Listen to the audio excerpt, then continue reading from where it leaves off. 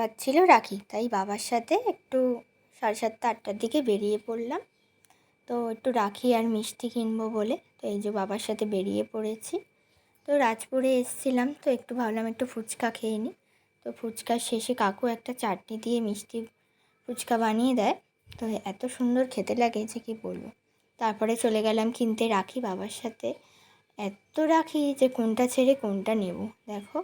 আর কি সুন্দর সুন্দর দেখতে, খুব ভালো লাগছিলো রাখিগুলো দেখতে। আমি তো খালি রাখিই দেখে যাচ্ছি, বাবা বলছে কোনটা নিবি নে।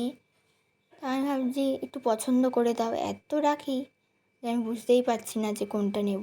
তো আমার গোপালের জন্য, ঠাকুর ঘরের কৃষ্ণ পরানোর জন্য, গণেশকে পরানোর জন্য সব রাখি টাখি কিনে আর একটু রাজপুরে টেস্ট অ্যান্ড বাইটে ঢুকেছিলাম, একটু কি গজা, একটু একটা সুন্দর একটা মিষ্টি মধুর বলে একটা আছে, ওটা মিষ্টি মধুর একটা সুন্দর, খুব সুন্দর মিষ্টি খেতে, ওটাই নিয়েছিলাম। আর এই যে মিষ্টির দোকানে মিষ্টি কিনতে চলে এসেছি। এত ভিড়, তো আমি দেখতেই পাচ্ছিলাম না মিষ্টি, এত লোকজনের ভিড়। কোনো রকমে পছন্দ করে একটু মিষ্টি নিয়ে তাড়াতাড়ি করে বাবার সাথে বাড়ি চলে এলাম। 10:30-11টা বাজে তখন প্রায়। তো আমার সাথে থেকো, আমার একটু সময় লাগবে ব্লগগুলো পোস্ট করতে। তো আজকের মতো টাটা, দেখা হচ্ছে নেক্সট কোনো ভিডিওতে।